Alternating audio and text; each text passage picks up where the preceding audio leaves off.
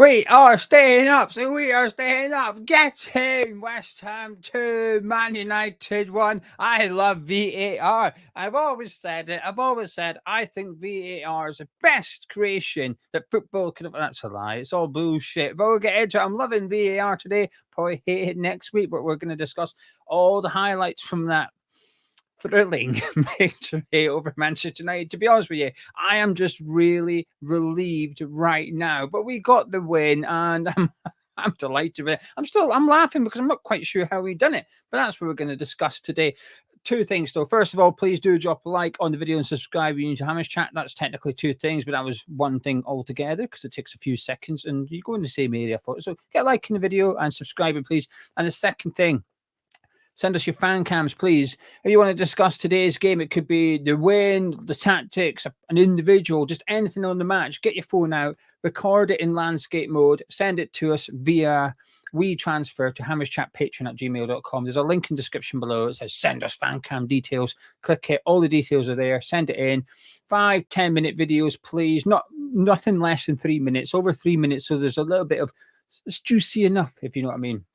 Send it in. We'll get it across the YouTube channels. Anyway, let's discuss the match now. Got the admin over and done with. Right, we won 2-1. Let's go to halftime. That was crap in the first half, weren't it? That was absolutely diabolical in the first half. Honestly, Oscar Pistorius had a better defence in his trial than we did against Man United in the first 45 minutes today. We were rubbish. We kept press. Well, no, actually, we played high, but we didn't press. So we got up the pitch. We got into the position to press high at the pitch. Forgot to press. So what's the result? Well, it means they can carve you right open. Better than that dried chicken at the carvery on a Sunday. It's easier to carve West Ham. And that Garnacho was absolutely slapping us down that side. How they weren't 3-4-0 up at halftime, I don't know. But no, Fabianski, to some extent. Superb save from Casemiro's header. But then what was he doing for Dalot's chance? I mean, that's one of the worst misses I've ever seen. On the ball from Bruno Fernandes was fantastic. Fabianski, usually the calmest player at West Ham, decided he was not going to be calm, came running out his box, got skinned, and Dalot somehow put it over the bar. But there was very little in the way of highlights for West Ham, to be honest with you. They hit the bar twice. Well, Alvarez hit the bar. Unfortunately, it was our own fucking bar, but that was about as exciting as it goes as a West Ham fan. We were very fortunate to not concede. There's riding your luck, then there's taking the piss. And I think we were doing the latter, to be honest with you. Man U fans will probably be scratching their head at what went wrong and why they didn't score. I don't know, to be honest with you. don't have the answer. They should have had a handful of goals in the first 45 minutes. So we went in 0-0 at halftime. Lopetegui's got this thing where he likes to put out a shite team and then fix it and think, genius, look at me. I fixed my own mistakes. I'm really good. Now, he doesn't do the latter part, to be honest with you, but he does do the other two bits, which is get it wrong, fix it. Sometimes we're losing by the time he gets to fix it, but today we weren't. It was 0-0. He had a chance to amend his crap team selection. I say crap team selection. There's only a couple of players that I felt that was, incorrect decisions from Lopetegui, and they were justified, feeling that they were incorrect. The inclusion of Paqueta possibly could have been sent off. Got booked for, unsure if he got booked for slapping Garnacho or for Bruno Fernandes kicking the ball off him. Unsure which one it was, but he got a yellow card. Then he went in on late on Mazraoui. Then he clattered someone in the air and got told off. Soler played 45 minutes. No, honestly, I'm not taking the piss. He did. If you watch the game, you're thinking I'm lying to you, I forgive you. I promise you, Soler did play 45 minutes today. I seen him. He fouled someone. He crunched Martinez, actually. That's what he did. That's his trademark thing at West Ham. So they were removed at halftime. Mavropanos went off. I think it's because he had sore ribs. So Mavropanos got taken off because he had a rib cage injury. 3 subs come on, and they changed the game for West Ham. Tadebo looked really good at the back. I thought Summerville was obviously really good. I'm going to say this, and I've said it to a couple of people, and I said it and ran away from the conversation because can't be arsed with a blowback. I'm going to say it in the middle of the video. Then I'm going to continue with my thoughts for the rest of the game, and I'm going to deal with the aftermath in the comments underneath later. I'm going to own it. I'm going to say this and I'm going to own it because I mean it. Thomas Souček helped us control the game in the second half. Honest opinion, I thought he was really good. I thought he made a big difference. But at times we were starting to, him and Alvarez, I thought were really good in the second half. I thought Alvarez was good over 90 minutes. But in the second half, I thought him and Alvarez were starting to dictate the play against Man United, just slowing it down and getting the foot on the ball, something we were failing to do in the first half. I thought Thomas Souček helped control the tempo of the game for West Ham today. Never thought I'd say that. There you go. Pin removed, grenade. There we go. I'm sticking with it. It's my honest opinion. I'm gonna fight people. Anyway, we made it 1-0 in the 74th minute, and it was Summerville. An incredible assist from Danny Ings, a fourth substitution. So Lopetegui subs, one got the assist, one got the goal, one helped. I say keep Man Utd. He didn't. They scored. He did well at the back. Another one controlled the tempo, and another one came on. Fat me came on. Sorry, I'm the fat version. Skinny me came on and got a yellow card at the end. But Summerville got the goal. Assist from Danny Ings. Bowen went down the right side. Good ball across. Good cut back to Danny Ings. It's become a bit of a Jarrod Bowen trademark move, isn't it? Sol's got the trademark foul. Bowen likes to get to that byline and cut it back. And I think that's what makes him a very unique and dangerous player in the Premier League, because he's capable, as we've seen against Ipswich, of cutting in on his left foot and shooting. But he's also capable of going past the fullback and putting across with his right foot. And there's not loads of wingers that can do both really well to a very high standard and consistently too. Some wingers are good at cutting in. Some wingers are good at going to the byline. Bowen's fantastic at both, and that's quite rare. And there's nothing wrong with the cut back to Danny Ings, who swipes at it and doesn't get the connection right. But unfortunately, it goes through to Summerville, who puts in the back of the net 1-0. And Summerville looked good up until this point. It wasn't like he came on and did nothing and got the goal. He made a difference. Antonio shot at the edge of the box, a little flick from Summerville prior. It felt like we weren't in front for long, probably because we were in 5-6 minutes. We were in front for. Then Casemiro made it 1-1. Corner from Man U. We never really got it cleared, and Xerxes headed in. Casemiro from 3 yards out was never going to miss. But then saying that, I thought that about Dalot after he went past Fabianski. Still missed. 1-1. At this point, I'm not happy, to be honest with you. I felt like we were mugging them off, taking the lead, but we still took the lead and we threw the lead away pretty quickly. But we got a pen, right? So when the game, in live play, when Danny Ings went down, I'm not going to lie, my reaction was a little bit like what you do with when Paqueta goes down, you think, oh, come on, get up. I was a bit like that with Danny Ings. So Danny Ings went down. There was an element of me that thought, come on, get up. It's not that bad. The play went on, and it went on for quite some time. Then there was a VAR check, and I thought, surely that's not for the thing on Danny. No, it was for the thing on Danny Ings. And I seen the replay, and I thought, they're not going to give this, surely. But then when he went to the monitor, I thought, well, usually that means he's a way to overturn his original decision.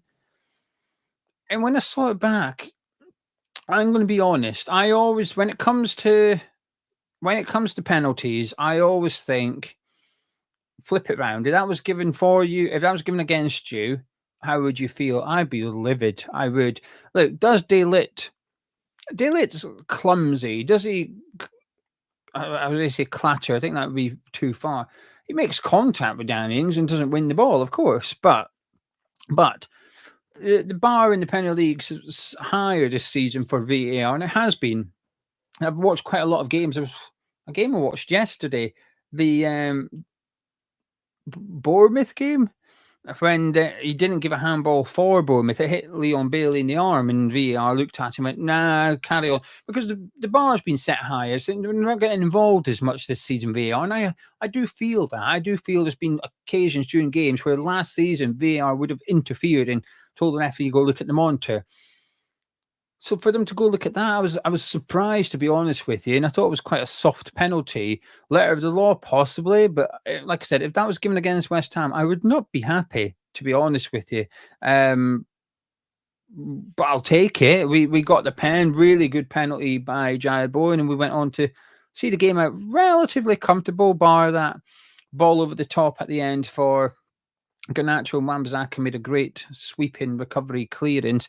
Emerson nearly made it 3-1, to be fair. I understand why he took the shot on and had Onana scramble. It was a good save by him. But we won 2-1. West Ham 2, Man United 1. And we needed that. Lopetegui needed that. We needed that.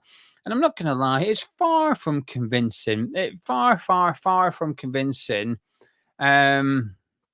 Performance. We were dog shit for 45 minutes. He made his changes to rectify his obvious errors with his starting 11, because when you do this as a job, you read a lot of West Ham fans' opinions, and I'm going to say the majority, and I mean high 80, 90% of people wanted Summerville to start today. Some people wanted Paqueta, some people wanted Solar, but most people wanted Summerville. So when the lineup came out, understandably, there was a bit of frustration and confusion and anger towards Lopetegui. And I think fans were justified. The West Ham fans that weren't happy with the starting 11, even though we won today, I think they were justified with their anger pre-match, because we were crap in the first half. He took the players off that shouldn't have been starting, according to the majority, put the other players on, and we went on to perform well. I think we did well, and I think we played well in the second half. I think we played well. I enjoyed the second half. I thought we were much calmer on the ball. I thought we were moving the ball better. I thought we had some intent and attack with Bowen and Summerville. Either side of was Antonio, but then Ings and Thomas Souček. But I thought they were looking good in the second half. First half, Bowen was nowhere to be seen whatsoever. But in the second half, I thought he played better. And this is where it's the Bowen captain debate, isn't it? Today, in the second half, I thought Bowen played like a captain.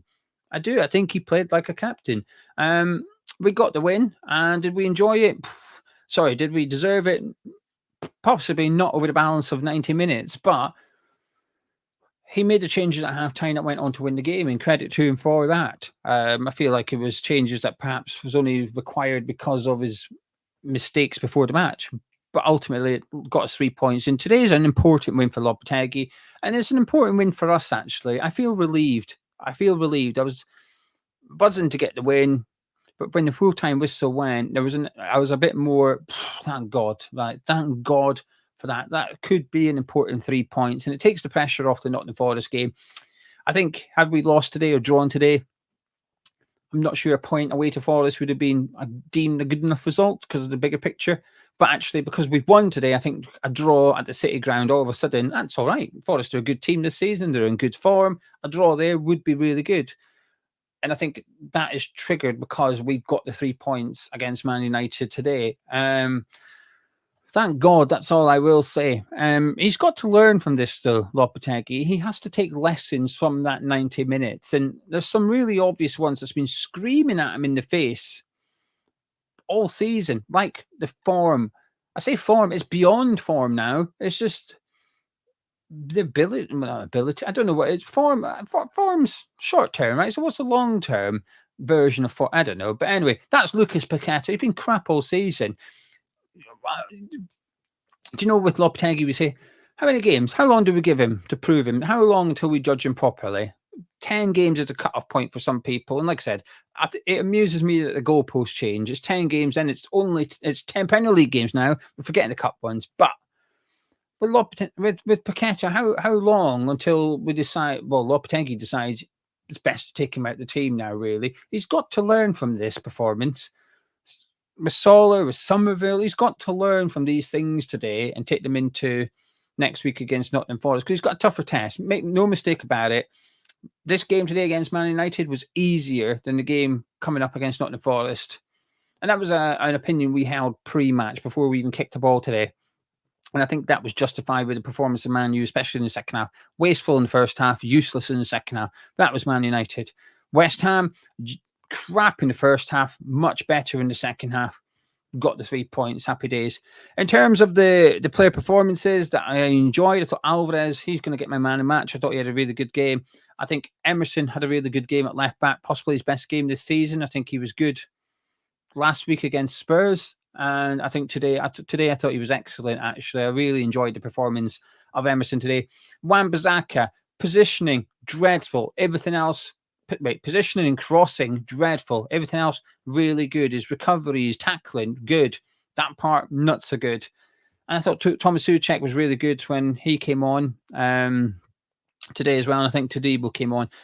Some of our best performers today were the subs that came onto the pitch and ultimately changed the game, got us to 3 points. But while I've criticised Lopetegui's team lineup, he did get the goalkeeper one right. That was a brave call, a bold call, and it's understandable, dropping Ariel Fabianski. A lot of people wanted to see it.